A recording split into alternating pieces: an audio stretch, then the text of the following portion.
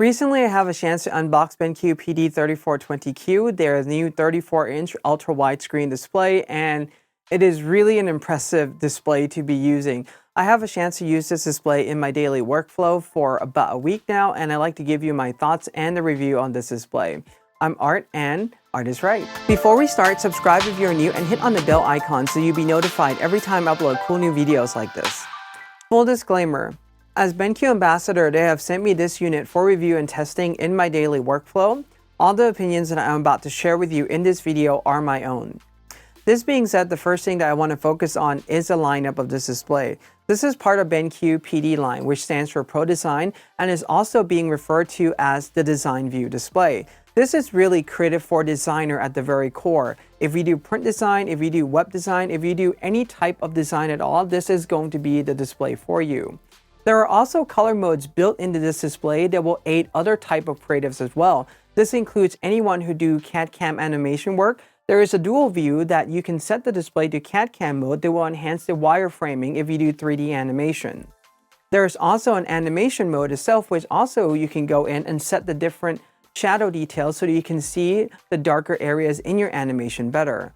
And also, if you view a lot of DICOM images, there is a DICOM mode dedicated in this display as well for those type of image viewing. The other group of creative that gets added to this display line now is the content creators. These are the YouTubers like yourself or myself here. So these are going to be great displays for you to use in your workflow as well. If you need a more color accurate display, such as for photography work or for post-production workflow right now, the best display that you want to get into is BenQ SW line. That has a hardware calibration, and these BenQ PD displays does not have the hardware calibration capability. Those are the differences between these two lines at the very core. If you want a really great display for video post-production workflow, the SW270C or the latest SW321C are going to be a great option for you.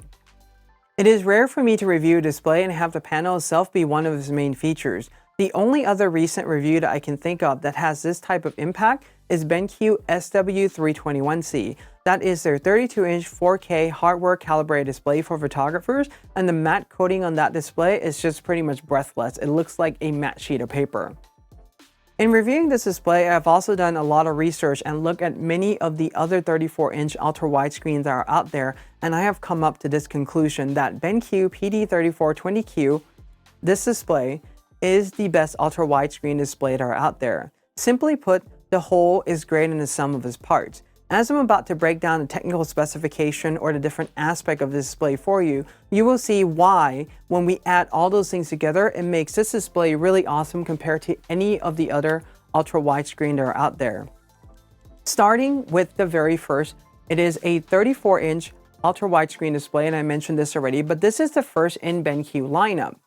The resolution itself is 3440 by 1440. That is a WQHD resolution. So what that really means is that the height of the pixel itself is equivalent to a 2K display, while the longer side is more than a 2K display. It is not quite 4K. A 4K display is 3840. This is 3440, so it's about 400 pixels shorter. But there's a lot of reasons behind not putting a 4K equivalent resolution on this panel. Number one being just that this is requiring the video card to push out more pixels than a 2K display already. So the video card is being worked, but not quite as hard as a 4K. The problem with trying to make this into a 4K resolution, most of the time what you will see is that the pixels on the vertical side will come close to or match that of a 4K. Either that or the horizontal pixel will match 4K, but the problem when we start to build a display with that many pixels is that it requires the computer to do a lot more computation, or rather the video card to do a lot more computation. And if we start to exceed 4K resolution in general, well, guess what? We now have to think about the different type of connection technologies, or we have to run two display cables to the laptop in order for the display to run. So there are some technical limitations that are out there right now that we're not really quite there yet. And having BenQ choose this resolution, I think, is just fantastic. I think that this is the perfect balance of the resolution for a few reasons. The connectivity being the number one reason that I just mentioned, but the other thing too is that there are other displays out there that are 34-inch widescreen, but the vertical pixel is equivalent to a HD resolution or 1080. At that resolution, you're going to start to see the pixels on the screen. The pixel pitch for this display is 109 pixels per inch, is equivalent to that of a 27-inch 2K display. But guess what?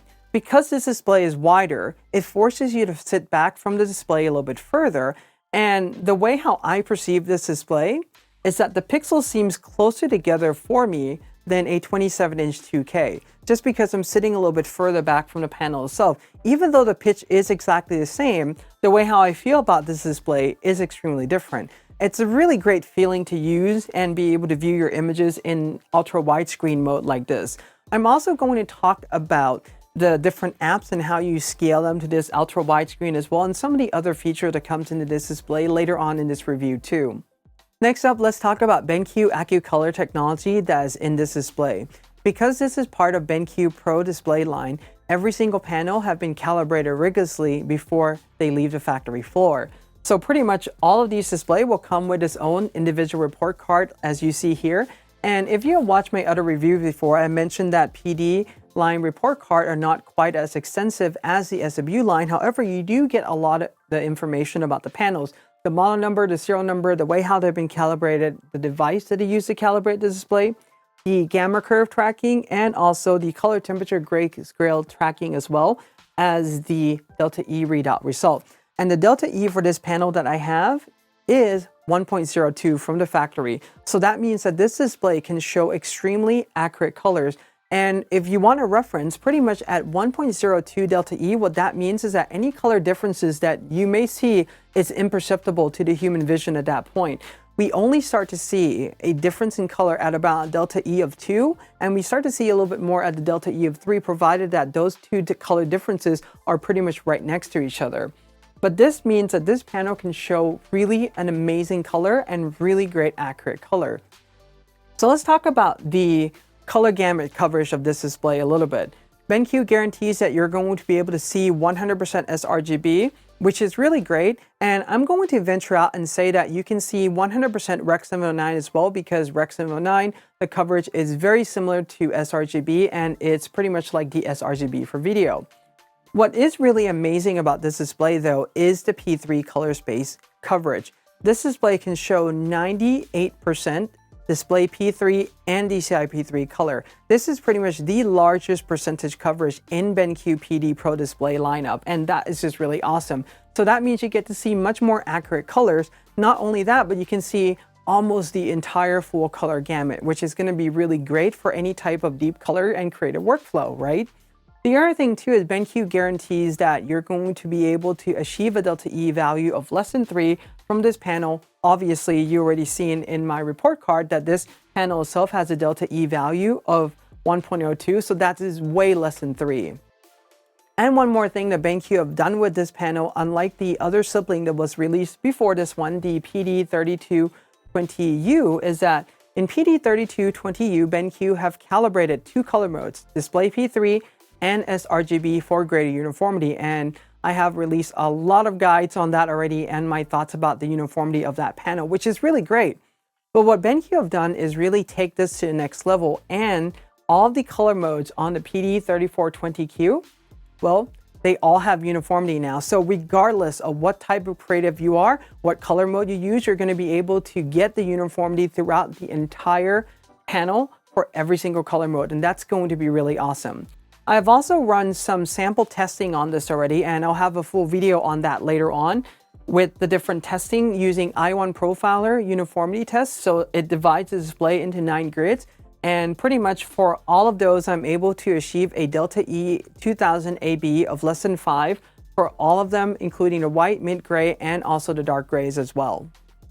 Like all BenQ Pro line displays, it does have a matte coating on the screen, or in this one, a matte cover. So you will see there that it does diffuse the light coming into the screen. That's from one corner. This is another corner showing another different type of diffusion. You can see there that the screen is not glossy by any means at all. Startup screen is now the black BenQ logo, so you no longer have the purple startup. This is a demonstration of the backlight bleeding on the display, which there is very minimal. For a widescreen display, I consider this really fantastic. And this also helps too because BenQ implemented the uniformity technology in here. That's also the part of the reason why you're seeing less backlight bleeding around the panel as well. Let's quickly touch on calibration. Because PD line displays are software calibrated display, what you would use is the software that comes with your color calibration device. For X-Rite, what you'll be using is either i1 Profiler or i1 Studio. For data color spider devices, you'll be using the appropriate spider software that goes with your device to calibrate this display. What you would simply do is choose the color mode that you want to calibrate in, then launch those software. One more thing I want to mention is that palette master element will not work on the PD line displays. Another feature that makes this display stand out from the rest of the crowd is the fact that it is a 10-bit IPS panel. The way how BenQ have done 10-bit on this display is by an 8-bit plus FRC, so the extra 2-bit is done via frame rate control. And I'll be totally honest with you that for majority of my creative career, I have been using 8-bit plus FRC display, and it has been perfectly fine. There are a few scenarios where you may want to look into getting a true 10-bit display. For instance, if you do high-end retouching, like in Hollywood or something like that, and you always zoom into 500–600% all the time, that may be the situation where you would need a true 10-bit, but otherwise you're going to be fine. The other thing too is that the FRC, regarding the frame rate control, the frame is doing some slight changes very frequently, but your eyes can't tell them apart. If you're worrying about eye fatigue, BenQ have you covered on this one with eye care technology that is in this display or on this panel as well. The other thing that makes this display stand out is the IPS panel. That is in-plane switching. So what this really means is that you're going to get an amazing angle of view, being the person standing right facing the display or the person standing on the side display, 178 degrees angle, you're going to be able to see colors that are going to be accurate and pretty much the colors that are the same as a person standing right in front of the display. This is going to be extremely important for group work, for any type of collaborative workflow where you have to gather and have many people give you feedback on the work. This is going to eliminate the conversation of, well, your color's a little bit off and they move in front in the center and the color goes great. Well, this pretty much eliminates all of that. And we can see here, as I'm about to turn the panel, even to the very extreme side here, you can see the color looking really good, pretty much almost the same as if you're standing right in front of the display, as you see here, even capture on video. This PD3420Q is HDR10 capable and is also Visa certified display HDR 400. That means for any content creator out there, if you want to view your content in HDR, you can, or you can just use this display for a content consumption device and view HDR videos from many of the streaming services that are online. The other thing that I want to mention about this display itself is the fact that it is a 34-inch, but it is a flat panel. So pretty much what you're not going to get with this display is any distortion that may happen from a curved panel. The other thing too is that if you're serious about color workflow and you want to be able to calibrate your display precisely, well, guess what? A flat panel is going to be best for any type of color calibration on the display, because what happens with the curved panel is that you start to have pixels that are emitting light, right? The problem with a curved panel is that those light are starting to converge on each other. When those light converge, it's going to cause the value of the readout for the calibration to go off slightly because the intensity is going to be different. So having a flat panel for a color critical workflow is going to be extremely crucial and important, and it offers, like I said, a lot more benefit compared to a curved panel display. Now let's talk connectivity. It has a USB Type-C that can do 65-watt power delivery, and this will power any of the larger Apple laptops just fine. For example, I have it hooked up to my 16-inch MacBook Pro right now. The thing that we have to remember is this: if you have a 15 or 16-inch Apple laptop, the battery may charge a little bit slower with the 65-watt power delivery, and if the computer is running on full load, the battery may not charge at all, where the power is all really going in to just pretty much power the machine itself. However, once you're done with the heavy workflow, your battery is going to charge again, and you can just use the one singular cable with the entire workflow, and that's going to make it really awesome. Along with this, it also comes with two HDMI 2.0 port, one DisplayPort 1.4, that is a full DisplayPort, and it also has a few USB 3.1 connectors that you can get. So on the back of the display itself, it has two USB 3.1 Gen 1 Type A, so you can plug it directly on the back of the display, and on the side of it there is one USB 3.1 Gen 1 on the side, that's a Type A, another one that is a Type B, and it also has a headphone out jack on the side of the display too, because with the USB Type-C connection, you can also do audio out over USB Type-C to the display as well. If you don't want to do that, what you can use is the built-in speaker on the display. It has two 2.5 watt speakers on here. Again, it's not really going to really blow your world away, but it is a decent speaker and it does work for when you just need to quick proof some sound or something like that, and you don't want to turn on or hook up your entire sound system to, to hear that quick test. And lastly, it also has one USB Type B for any upstream signal from any computer that doesn't have a USB Type-C as well. One more thing about connectivity is that this display, like many of the BenQ Pro line displays, it comes with most of the cables that you are going to need right out of the box. Let's quickly go over certification before we dig deeper into the features. So this display is Calman verified and Pantone validated. What this really means is that if you do video work, you're going to be able to get good colors from this display. If you do any type of design work, and especially if you use any of the Pantone color swatches, you're going to be able to produce those color really faithfully on the display itself, saving you time in the long run, especially when you have to go back, send something to a printing run and you come back again. It's going to save you a lot of time on that. There's one more hardware spec that I want to go over, and this is something that is unique to BenQ. I haven't seen any other display manufacturer makes this, and that is the hotkey puck.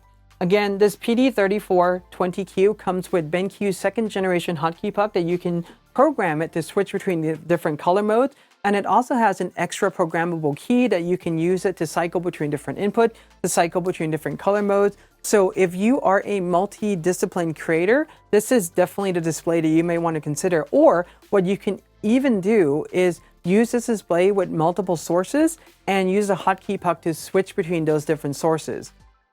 I've mentioned a few color modes earlier in this review already. However, this display comes with the standard color modes we come to expect. Display P3, DCI P3, sRGB, Rec 709. It also has a blue light color mode, a darkroom color mode that is designed to enhance photo, and one of the modes that I really like about BenQ product, their M.Book color mode, which is designed to match that of an Apple product with a built-in display. So this would be iMac, MacBook Pro, so on and so forth. Essentially, if you run those devices in an uncalibrated display environment and you set the BenQ display into M.Book color mode, that will matches perfectly with the way how Apple have tweaked their DCI P3 calibration from the factory. Now let's talk about a few more features that this display have. Similar to many of the PD that have come before, this display will also act as a KVM switch. So what you can do is link a wired keyboard and a wired mouse to here, and it will simply changes the USB input for the device when you switch between the different input sources on the display. It's a really convenient feature, but if you don't want to use a wired device, here's a hack that you can do. What you can do is use a USB dongle, plug it into one of the USB port on this display, and as you switch between the input sources, it will also switch that dongle to the different computers that you're using. So if you want to use a wireless, that would be another way of doing it. And I know there are other keyboard and mouse out there that you can instantaneously switch between different devices, but if you just want to switch this and have it go with it, that would be the way to do so. The next thing that I want to go over for this display is the aspect ratio. What you can do is run it as a single 21:9 widescreen display, the 3440 by 1440 pixels, or what you can do is also split this display up into a 16:9 and a 5:9 aspect ratio display, as you see here. So the 16:9 will be equivalent of a 2K display. Essentially, it's 2560 by 1440. And the other screen, the 5:9, you'll be running at 880 by 1440 pixels. Now, this requires going into your computer system and changing the graphic resolution output a little bit. So when you switch this the first time, it may not look exactly the way how you want right away. The other thing that you need to know too about using this display in these configuration, in this split ratio, the 16:9 and the 5:9, is that you need two different cables coming out from your computer. So for instance, right now I have two USB Type-C link up to my 16-inch MacBook Pro. One of them is a Type-C to Type-C, and that's powering the main 2K. The other one is a Type-C to DisplayPort, and that's powering the second portion of this display. Now you can go in and change the input sources for all these, so you can run it off HDMI, DisplayPort, USB Type-C. You can choose between different input sources that you want to use there. The other thing too, what you can do is swap so that the 5 to 9 is on the left side of the display or on the right side as you see here. So you have that flexibility, but every time you go in and change those settings, the resolution may not show up properly all the time. So what you have to do then is go into your system setting for both Mac and PC and change that to the appropriate settings. There are a few more things that you can do with this display, very similar to the PD line that have come before it. For instance, you can run it as a picture-by-picture, as you're seeing right now, and you can run it on 2 different input sources, or you can run it on the same input source. Just something to keep in mind is that the picture that you're going to get if you're running at native resolution is going to be a much longer 21:9 aspect ratio. However, you can always go into your system resolution and change this to a different aspect ratio so that will fill more of that area. The other thing that you can do too, rather than doing a picture-by-picture, is you can do a picture-in-picture, or you can even do 4 input sources. So utilizing all of the input source on the display and have it all of them displaying signal on the display at the very same given time. And like many of the other PD that have come before this, the other great feature for this lineup is the dual view, or what they call gamut dual. Essentially, you can have one half of the display showing one color mode and the other half showing a different color mode. Again, this is really mostly useful if you want to proof between different colors, or if you do, for example, any type of wireframing 3D work. So for instance, you can have sRGB showing on one side of the screen, where the other side you would have the wireframe, and there is a CAD/CAM mode that will enhance the wireframing so you can see the 3D rendering in sRGB in full screen, or display P3 for that matter, right away without having to switch between color modes to see the rendition and see how that looks. A few more things before I wrap up this PD3420Q review is the design and ergonomics. I really like BenQ design language, especially with their newer PD line display. It's super sleek, it's super clean, it's really nice, and it's really designed minimalistically to match that of an Apple product. For example, I have my 16-inch MacBook Pro sitting right next to it, and they just blend in together nicely. The ergonomics itself is really great. So you have a display that can go up and down, and it has a really good range of travel. You can pivot the screen top to bottom. You can rotate it left to right. The thing though is that you cannot rotate the display into a vertical orientation, because this being a widescreen, you don't really want to use that in the vertical orientation anyway. However, that also comes with one benefit, and that the display doesn't really wobble from left to right anymore. So it's going to be, for the most part, even level all the time, provided that the table that you have is level. A few more things is that in the very front there, you get the edge on the bottom, but on that edge, there is no BenQ branding whatsoever. It's just super clean and sleek. On the other 3 sides, the left, right, and the top, you do get almost that infinite edge. You do get a little bit black line running around the display, but to me, that's not really a distraction or anything at all. And on the back of the display, it's just really clean with the BenQ logo, and it also comes with a cover to covers up all the ports as well once you have this display all hooked up. BenQ also creates a companion software called Display Pilot that is meant to go along with the PD line. And with that display, you get a greater synchronicity between what you can do. So you can go in and use that software to change the different color modes of display. You can do ICC profile syncing. You can have it where if you launch an app, it will automatically switch to a different ICC profile for you. And there are a lot of convenient functions that comes with Display Pilot, but I think one of the best things that you can use for Display Pilot is the desktop partitioning portion of the software. So what you can do is have the software running, and you can drag different windows, and it will snap the windows to the different positions on your screen depending on how you'd like to arrange them. Having used a widescreen like this, I think having a program that can do window partitioning that way, it's going to be extremely helpful for your creative workflow. This way you can scale, for example, 3 web browsers side by side, or use them in different configurations. With regards to the program in general, the way how I see it is this. If you're running with Lightroom, because Lightroom, the panels itself are attached to the program, it is one of those things where you can't go in and change it. However, if you're using Photoshop or something like that, you can have the panels on the side, and that's a really creative way of using it. And the other thing that I really like is using this display to do any type of video editing, because you can have an extremely long timeline and a preview on like a top corner and so forth. So this is a really great creative display, and I think it's going to match in well with a lot of creators that are out there. So if you're looking for a widescreen display, many of the features that I've gone over so far already have made this display, in my opinion, the best widescreen display out there.